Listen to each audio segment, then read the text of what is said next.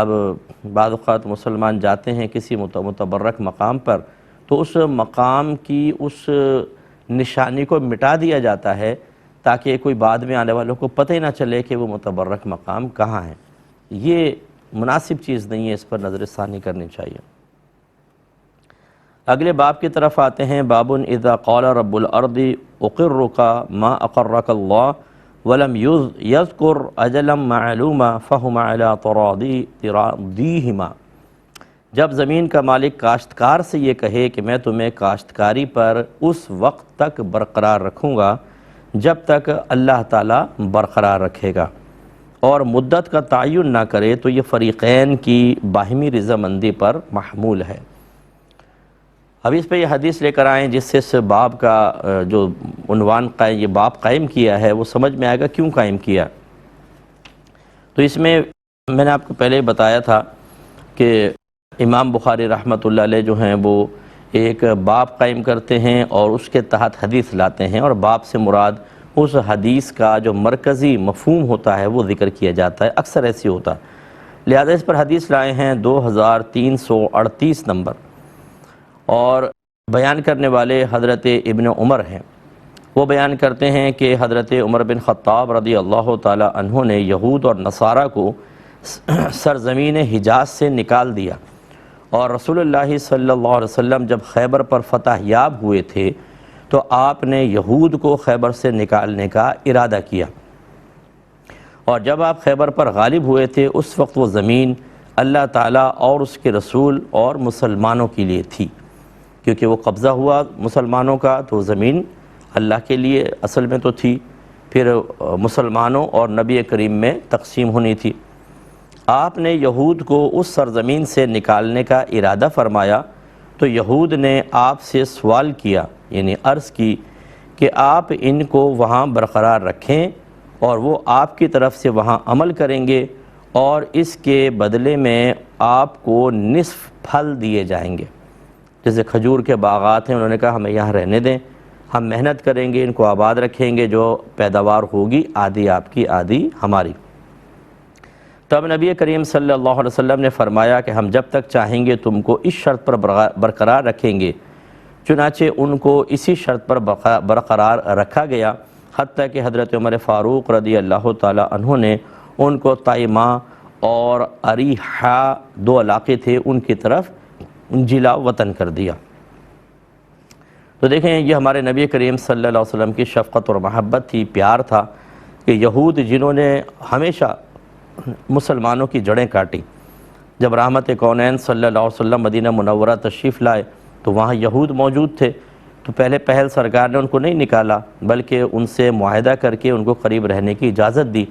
پھر انہوں نے عہد شکنی کی، جو ایک الگ واقعہ ہے اور طویل ہے، خلاصہ یہ ہے کہ عہد شکنی کی تو رحمت کونین صلی اللہ علیہ وسلم نے ان کو مدینے سے جلا وطن کر دیا۔ تو خیبر کے جو یہود تھے وہ بڑے خطرناک تھے، اور خیبر کا قلعہ معروف ہے جو حضرت علی رضی اللہ تعالیٰ عنہ نے اپنے دست اقدس سے توڑا تھا، اور اللہ نے آپ کے ہاتھ پر فتح عطا فرمائی تھی۔ تو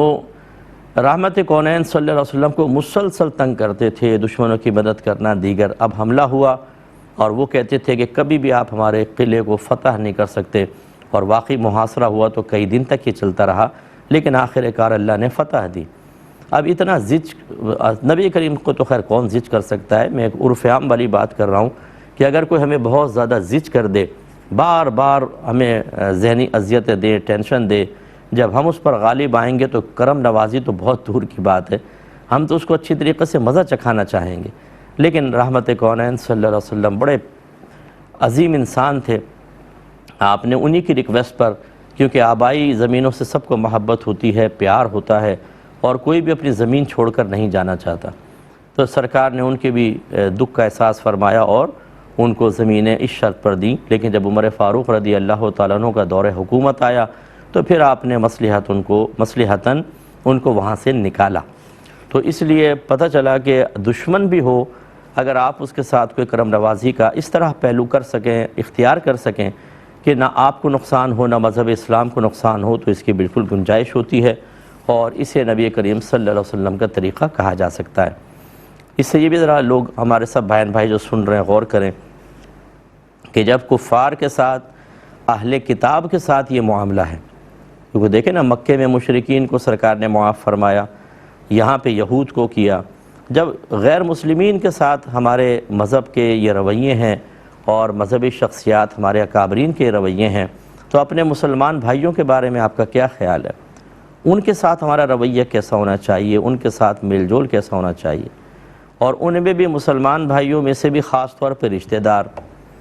ہمارے اپنے خاندان والے، لیکن آپ یہ دیکھیں گے کہ لڑائی جھگڑا، فتنہ فساد، ٹانگیں کھینچنا، ایک دوسرے کا گریبان پکڑنا، ایک دوسرے کو نقصان پہنچانے کی کوشش کرنا، چاہے وہ کسی بھی حوالے سے ہو، سیاست کے حوالے سے ہو، خاندانی جھگڑے ہوتے ہیں، یا آفیسز فیکٹریز کے اندر دیکھ لیں لیگ پولنگ کتنی زیادہ چل رہی ہوتی ہے۔ یعنی ہم ان چیزوں کو بھول گئے جو ہمارے اکابرین نے اختیار کر کے تاریخی مثالیں قائم کی تھیں، اور ہمیں تو یہ تنبیہ بھی کی سرکار نے ارشاد فرمایا کہ تمام مومن آپس میں ایک جسم کی مانند ہیں، کہ جسم کے اگر ایک حصے کو تکلیف ہوتی ہے تو پورا جسم تکلیف محسوس کرتا ہے۔ ہم نے کبھی کی ہے؟ اور اس طرح سرکار نے ارشاد فرمایا کہ مومن آپس میں ایک عمارت کی طرح ہیں جس کی ایک اینٹ دوسری اینٹ کو مضبوط کرتی ہے۔ تو کیا ہم مضبوط کرتے ہیں؟ کوئی ایسا آفت کا لمحہ آ جائے، کوئی زلزلہ آ گیا، سیلاب، تب تو میں نے دیکھا ہے کہ قوم ذرا متحد ہو کر بغیر کسی نسل کے، رنگ کے مدد کرتی ہے، لیکن عام طور پہ ہم ایک دوسرے کی ٹانگیں کھینچ کے کمزور کر رہے ہوتے ہیں، مضبوط نہیں۔ ہمیں توجہ کرنی چاہیے۔ اللہ تعالیٰ مجھے بھی عمل کی توفیق عطا فرمائے، آمین۔ وآخر دعوانا ان الحمد للہ رب العالمین۔